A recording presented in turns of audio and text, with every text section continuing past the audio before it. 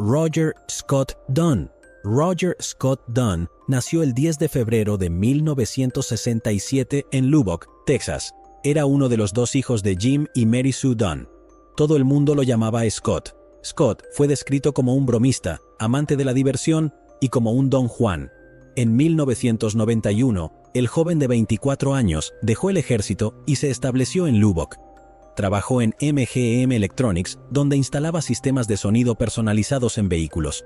Le encantaba trabajar en coches y tenía incluso una competencia de instalación estéreo.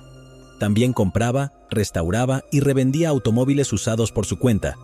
Scott salía con Leisha Hamilton, una camarera de 28 años.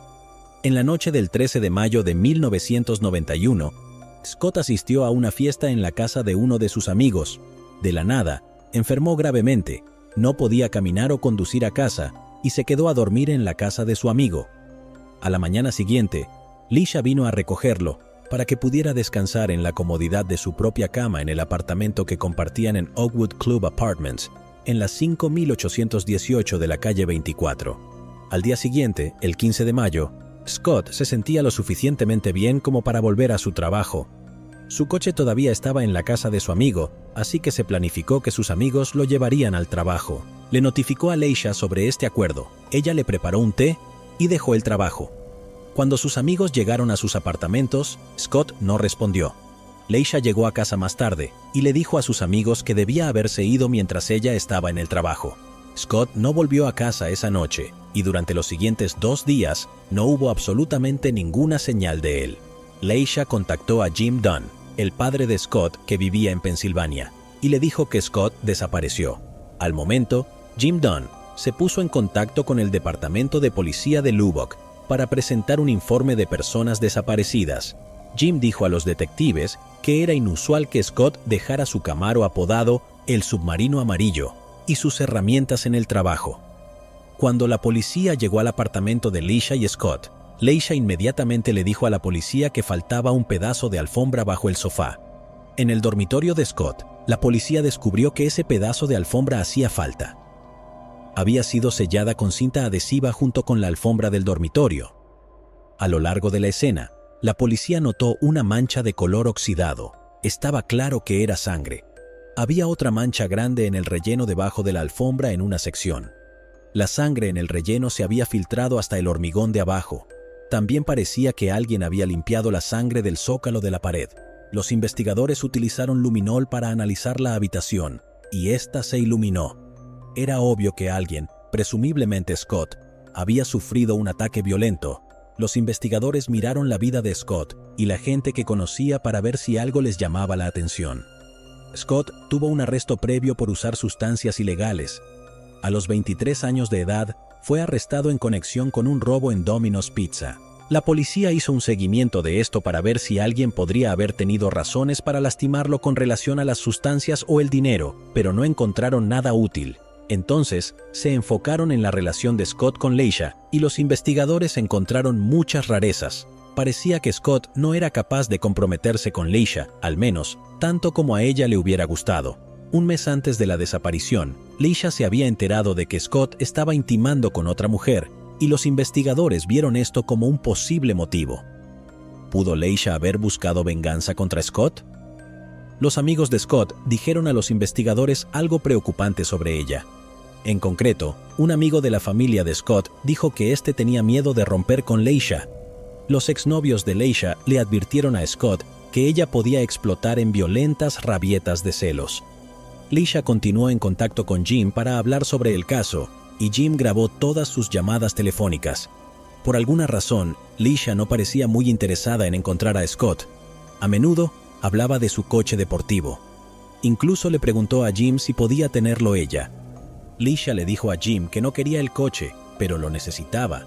Es más, estaba claramente impaciente por tener que esperar al coche. Este fue un comportamiento realmente extraño. Los investigadores se enteraron de que Leisha tenía antecedentes penales y que había sido arrestada en Nuevo México por una malversación. Las autoridades siguieron analizando la posibilidad de que ella fuera la responsable, pero luego se convirtió en el principal sospechoso. Leisha le dijo a Jim que ella creía que un hombre llamado Tim Smith estaba involucrado en la desaparición de Scott. Tim vivía cerca de Scott y Leisha y se había enamorado de ella. La policía fue a hablar con Tim a su apartamento y vio que estaba empacando para mudarse. Tim voluntariamente dejó que la policía registrara su apartamento. Cuando los oficiales regresaron a la habitación donde Tim estaba de pie, descubrieron que éste había movido un rollo de cinta adhesiva que estaba en su estantería. Tim afirmó que no movió nada, pero la policía la encontró escondida detrás de algunos libros. La cinta fue enviada para pruebas forenses, usando luces infrarrojas para observar diferentes longitudes de onda y componentes de la cinta. Los resultados fueron que la cinta del apartamento de Tim era consistente con la cinta usada en la alfombra en el dormitorio de Scott. En el lado de la cinta triangular se encontraron fibras de alfombra verde, que eran del mismo color que la alfombra en el dormitorio de Scott. Desafortunadamente, sin un cuerpo, no había mucho más que los investigadores pudieran hacer y el caso se enfrió. Jim se impacientó y se dispuso a encontrar respuestas él mismo. Se reunió con un grupo llamado The Vidocq Society, un grupo de 82 expertos forenses internacionales. Sin duda, es un grupo élite de miembros que se reúne en Filadelfia para tratar de resolver crímenes sin resolver. Jim quedó con Richard Walter, un cofundador del grupo, para revisar el caso de su hijo. Inmediatamente, Richard confirmó que Scott ya no estaba vivo. Además, estaba convencido de que Leisha tenía las respuestas. Richard envió la información al Dr. Shepard de New Scotland Yard. El Dr. Shepard concluyó que a Scott le habían quitado la vida en su habitación y que había sido golpeado varias veces con un objeto contundente. Realizó múltiples pruebas y confirmó que con la cantidad de sangre perdida, nadie podría haber sobrevivido. Richard Walter le rogó al fiscal de distrito que llevara este caso a juicio. Richard dijo que no tenían un cuerpo, pero tenían una parte del tejido conectivo de la sangre. De hecho, notó que había cabellos no identificados y la cinta adhesiva encontrada en el dormitorio de Scott. Todo fue enviado para pruebas y se determinó que era cabello de Tim Smith y Leisha Hamilton. Tim y Leisha fueron arrestados 3 años después de que Scott desapareciera en 1994. Se cree que a Scott le quitaron la vida en la madrugada del 16 de mayo de 1991 mientras dormía. Literalmente, fue golpeado 4 veces sin piedad con un objeto contundente. La pareja de asesinos trató de limpiar la escena, pero obviamente dejaron demasiadas pruebas. Se cree que Leisha quería vengarse después de descubrir que Scott había estado viendo a otras mujeres estando comprometido. Tim probablemente la ayudó porque ella lo manipuló, ya que él estaba obsesionado con ella. Fueron juzgados por separado y ambos fueron condenados. Leisha Hamilton fue sentenciada a 20 años de prisión y el tipo a 10 años con libertad condicional. El jurado creía que él estaba involucrado en ayudar a Leisha a limpiar y deshacerse de las pruebas, pero no estaban convencidos de que estaba en la habitación cuando el crimen tuvo lugar. No está claro tampoco por qué Leisha consiguió una sentencia tan corta en Texas, pero tuvo que cumplirla en su totalidad después de perder varias ofertas de libertad condicional. Sin embargo, la asesina se perdió de vista una vez que salió de prisión. Frustrantemente, ninguno de los dos quería decirle a la policía dónde pusieron el cuerpo de Scott. Hubo mucho alivio en 2012 cuando el asistente de servicios de las víctimas de Lubbock se comunicó con Jim Dunn para notificarle que un equipo de trabajo había descubierto restos óseos en un sistema de alcantarillado cerca del complejo de apartamentos de Scott. Los registros dentales confirmaron que eran del joven. El 16 de junio de 2012, Dunn lo enterró en una tumba debajo de una piedra grabada con la semejanza del Camaro de Scott. Jim fue citado diciendo: "Les digo a todos que Scott llegó a casa para el Día del Padre". Sheila y Catherine Lyon. Catherine Lyon, de 10 años, y su hermana Sheila Lyon, de 12 años, vivieron en Kensington, Maryland, en 1975. Vivían con sus padres John y Mary y con su hermano mayor Jay. El 25 de marzo de 1975, Sheila y Catherine salieron de su casa entre las 11 de la mañana y el mediodía, de modo que su madre les dio instrucciones para volver a casa a las 4 de la tarde. Se dirigían a ver las exhibiciones de Pascua en el centro comercial Westfield Wheaton Plaza, que se encontraba a unos 800 metros de casa. Eran sus vacaciones de primavera, así que planeaban disfrutar de un día, incluso almorzar en una pizzería dentro del centro comercial llamado Orange Bowl. A las 7 de la noche, las hermanas Lyon todavía no habían regresado a casa y nunca regresarían. Sus padres llamaron a la policía para reportar su desaparición. La extensa búsqueda y las investigaciones por Sheila y Catherine no revelaron nada sobre la ubicación de las niñas, pero gracias a las declaraciones de los testigos, la policía pudo establecer una línea de tiempo que sentían que era precisa. A la 1 de la tarde, se escuchó la voz, posiblemente de las hermanas fuera del Orange Bowl. Estaban hablando con un hombre no identificado. Alrededor de las 2 de la tarde, su hermano mayor Jay también las notó en la pizzería solas y disfrutando de su comida. Un amigo de ellas vio a las chicas caminando hacia el oeste por una calle cerca del centro comercial, en algún lugar entre las 2:30 y las 3 de la tarde. Era la ruta directa a su casa, y esa fue la última vez que Sheila y Catherine Lyon fueron vistas con vida. El chico del vecindario que recordó haber visto a Sheila y Catherine hablando con alguien fuera del Orange Bowl, describió al hombre no identificado como de 6 pies de altura, de 50 a 60 años, y con un traje marrón. Dijo que el tipo llevaba un maletín con una grabadora dentro. El hombre estaba demostrando un tipo de reproductor de audio a los adolescentes y niños reunidos cerca de él, incluyendo las hermanas Lyon. 2 bocetos compuestos de él fueron creados y presentados públicamente, y varios de los testigos se presentaron para declarar que lo habían visto en el centro comercial ese día. Una chica de la edad de Sheila y Catherine habló con los detectives y les dio un posible sospechoso completamente nuevo. Describió cómo las jóvenes se habían enfrentado a un hombre que les había estado mirando tan fijamente que les hacía sentirse lo suficientemente incómodas como para actuar. Fue descrito como un hombre blanco y que pesaba aproximadamente 140 libras. Se creía que estaba en su adolescencia o principios de los 20. Tenía acné en la cara y cicatrices en el pómulo izquierdo. El hombre llevaba una chaqueta de Peter de color claro, una camisa de rayas horizontales azul y blanco con pantalones blancos. La desaparición de las hermanas Lyon rompió el sentido de seguridad en Kensington, y los padres se aterrorizaron a tal punto de que ya no dejaban a sus hijos jugar fuera o caminar hacia Wheaton Plaza. A pesar de toda la información prometedora recolectada, el caso pronto se vio plagado de pistas falsas y temas cuestionables, hasta que desafortunadamente se enfrió. Un joven de 18 años de edad, Lloyd Lee Welch, fue a un guardia de seguridad en el centro comercial Wheaton una semana después de que las niñas desaparecieran.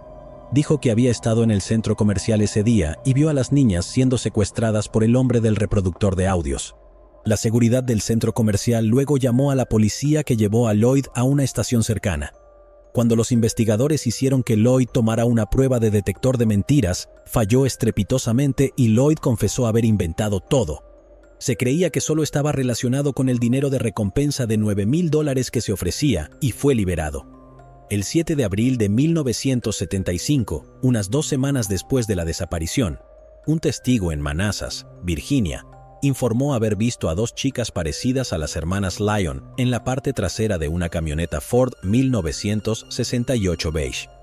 Los testigos declararon que las niñas estaban atadas y amordazadas en el vehículo, y que el conductor del mismo se parecía al hombre en el retrato hablado a disposición pública.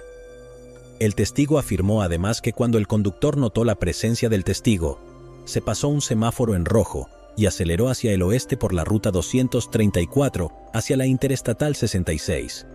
La camioneta tenía placas de Maryland con la posible combinación DMT6. Los 2 últimos números son desconocidos debido a lo deforme de la placa del coche. La combinación conocida fue emitida en Cumberland, Hagerstown y Baltimore en ese momento. Este supuesto avistamiento inspiró a un pequeño ejército de usuarios de radio CB móvil a recorrer la zona durante toda la noche, con un comentario y una charla, pero sin ningún resultado tangible. Una búsqueda de números de placa coincidentes tampoco produjo ninguna información.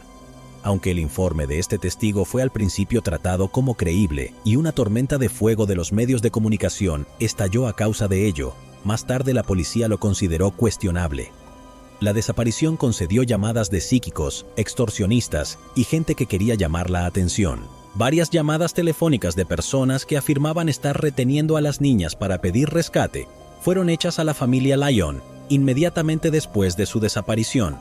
Una comenzó con un correo anónimo el 4 de abril de 1975 y exigió que John Lyon dejara un maletín con $10,000 dentro de un baño de Annapolis Courthouse.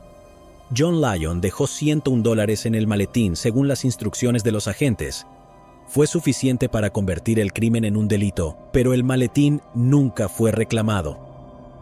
El mismo anónimo llamó a John más tarde y dijo que había demasiados agentes de policía en el lugar y que así no podía recuperar el rescate. John dijo que tendría que escuchar las voces de las chicas antes de poder hacer cualquier otra cosa. La persona que llamó nunca volvió a hacer contacto. Había sospechosos, pero nada que los relacionara con el crimen. Uno de ellos era Fred Howard Coffey. Coffey fue condenado en 1987 por agredir y estrangular a una niña de 10 años en Carolina del Norte en 1979. Las autoridades se enteraron que se postuló para un trabajo y posteriormente fue empleado en Silver Spring, Maryland, 6 días después de que las hermanas Lyon desaparecieran. A decir verdad, esta quedaba muy cerca de Wheaton Plaza. Los investigadores no pudieron determinar si Coffey estaba relacionado con el caso y nunca fue acusado en las desapariciones. Raymond Rudolph Mileski, un residente de Sweetland, Maryland, en el momento de la desaparición, le quitó las vidas a su esposa y su hijo adolescente en noviembre de 1977, de modo que fue condenado a 40 años de prisión, basado tanto en las pistas de los informantes de la prisión como en las propias afirmaciones de Mileski de saber algo sobre el caso, quien ofreció compartir más a cambio de condiciones carcelarias más favorables. Las autoridades registraron su antigua residencia en abril de 1982. Sin embargo, tampoco se encontraron pruebas. Raymond Rudolph Mileski acabó falleciendo en prisión en 2004.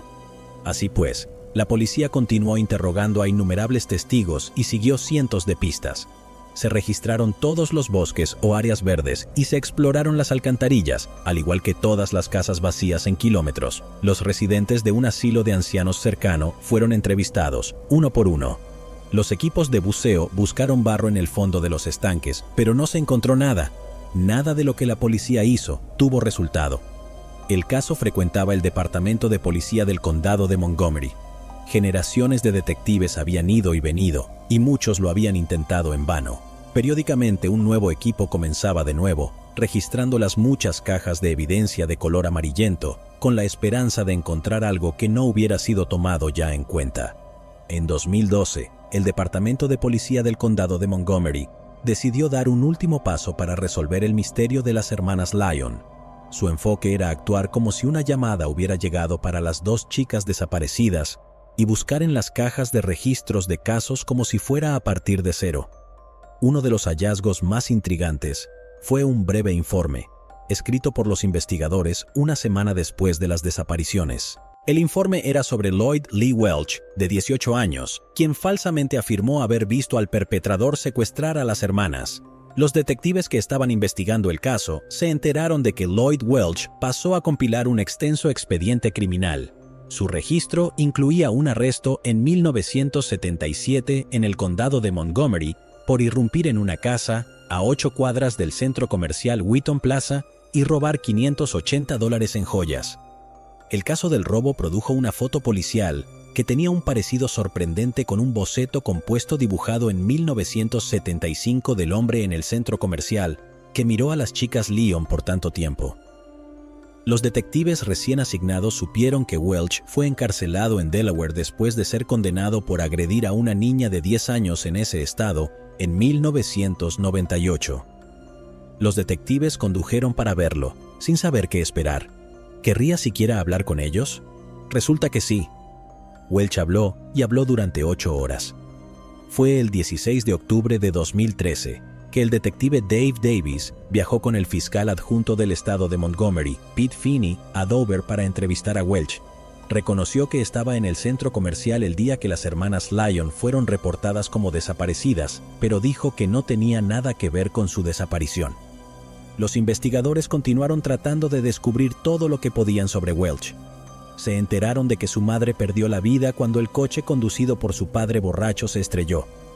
Lloyd Welch Jr. era un pasajero y fue colocado en hogares adoptivos, pero huyó a vivir en las calles del lugar, donde hacía lo que quería. Como adulto, viajó por todo el país, a veces haciendo autostop, y en un momento comenzó un negocio de jardinería en Carolina del Sur. En ese estado, también fue condenado por agredir a otra niña de 10 años como en Delaware. Mientras los detectives reunían la historia de Welch, volvieron repetidamente a entrevistarlo en Delaware. En entrevistas posteriores, Welch mintió elaborada y repetidamente sobre su conexión con el caso de las niñas Lyon. Admitió que había ayudado a secuestrar a las niñas, pero insistió en que el crimen había sido planeado y llevado a cabo por otros miembros de su familia. Hablaba durante horas, cambiando su historia y ofreciendo nombres de parientes. Dijo que había visto cómo secuestraban a las chicas Lyon y mantenerlas cautivas. En el verano de 2014, los investigadores comenzaron una extensa investigación de todo el clan Welch. Lo que los detectives encontraron les dejó boquiabiertos. El clan tenía dos ramas, una en Hyattsville, Maryland, y la otra a 5 horas al suroeste en una colina aislada en Thaxton, Virginia. Era un lugar llamado Taylor's Mountain. A pesar de que algunos miembros se habían mudado gradualmente a comunidades más modernas alrededor de Bedford, la ciudad más cercana, allí las raíces de la familia todavía existían. Los caminos de Mountain Hollow de la familia, una sospecha de forasteros, un desprecio indisciplinado por la autoridad de cualquier tipo, la pobreza, un instintivo recurso de violencia, de todo esto habló este sujeto. Siempre estuvo en desacuerdo con los suburbios tradicionales. Durante una de las entrevistas, Welch nombró que sus familiares habían involucrado abusos y el fin de la vida de al menos una de las chicas Lyon. Si las hermanas hubieran sido secuestradas por esta familia, como afirmó Welch y los detectives ahora sospechaban, entonces alguien de la familia podría ayudar a los investigadores con más información. En 2015, Welch afirmaba que el principal culpable había sido su tío Richard. Según Welch, él había planeado el secuestro y el asesinato de las niñas. Richard Welch tenía casi 70 años en ese momento, pero parecía mayor. Además de problemas cardíacos, se enfrentó a una serie de acusaciones aterradoras. Varios miembros de la familia lo habían acusado de comportamiento inadecuado y violento hacia ellos en el pasado. Por supuesto, Richard Welch lo negó todo. Fue convocado para comparecer ante un gran jurado en febrero de 2015, donde todavía se apegó a su historia. Dijo que nunca vio a ninguna de las hermanas del Lyon y que no sabía lo que les había pasado. El 12 de mayo de 2015, los detectives visitaron de nuevo a Lloyd Welch para ver si podía decirles algo más. Continuó girando una historia tras otra para explicar lo que había pasado con Sheila y Catherine, siempre mirando hacia afuera y culpando a los demás por el crimen. Poco a poco, y a menudo inadvertidamente, reveló más y más sobre sí mismo y el crimen. Los detectives se dieron cuenta de que había que olvidar la narrativa y centrarse en las pepitas. La manera de analizar a Welch era mirar más allá de sus historias, los detalles más pequeños. Recorriendo muchas de sus versiones, había ciertos matices que se repitieron. Chicas acosadas en el centro comercial, una camioneta, una chica llorando en el asiento trasero, un sótano donde se accedía desde el patio trasero, un hacha, una bolsa de lona verde del ejército y una hoguera.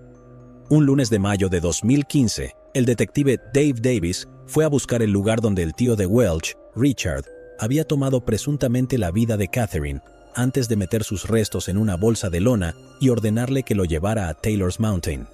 La antigua casa del tío Richard había sido completamente destruida para hacer espacio para un nuevo edificio del Tribunal de Distrito, pero Dave sabía dónde había estado. La historia de Welch no cuadraba. La casa sería el último lugar donde traerías a 2 niñas que fueron objeto de una cacería masiva. De hecho, la casa estaba justo al lado de la comisaría. Dave luego buscó en Buchanan Street, un lugar que Lloyd Welch también había mencionado y donde habían vivido miembros de la familia. Cuando Dave llegó allí, reconoció una casa a partir de las fotos instantáneas en el archivo policial. Era la casa donde vivían los padres de Lloyd. Cuando los actuales propietarios de la casa llevaron a Dave a un sótano donde solo se accedía rodeando la casa y desde la parte trasera, Dave entró en una oscura mazmorra de piedra llena de muebles viejos. Este era el lugar, el detective lo sabía. Era exactamente el habitáculo donde se encerrarían 2 jovencitas asustadas, pues se podía hacer cualquier cosa sin ser visto ni oído. Dave regresó al día siguiente con un equipo forense y rociaron Spray Blue Star para tratar de encontrar sangre. Se iluminó desde el suelo hasta el techo. La sala se anunció como el lugar donde Sheila y Catherine Lyon, o al menos una de ellas, pasaron sus últimos momentos. Welch hablaba a menudo del santuario de su tío Richard, pero todo eso era falso. Este era el espacio donde Lloyd Welch pasaba el rato. Era suyo. No mucho después de que Dave Davis encontrara la probable escena del crimen, El caso contra Lloyd Welch era lo suficientemente sólido como para acusarlo. El 12 de septiembre de 2017, se declaró culpable de poner fin a las vidas de Sheila y Catherine Lyon. A pesar de declararse culpable, afirmó que su participación era muy limitada. Le dieron una sentencia de 48 años, y dado que tenía 60 años en 2017, fue esencialmente una sentencia de cadena perpetua. Frustrantemente, Lloyd Welch todavía se niega a decir a los investigadores dónde pueden encontrar los cuerpos. Los investigadores siguen investigando la posibilidad de que el tipo no actuara solo. El tío Richard trabajaba como policía de centro comercial al mismo tiempo, y habría sido mucho más fácil para él secuestrar a las dos chicas que para Lloyd Welch. Llegados aquí, ¿acaso no has visto este otro crimen? Yo no me lo perdería,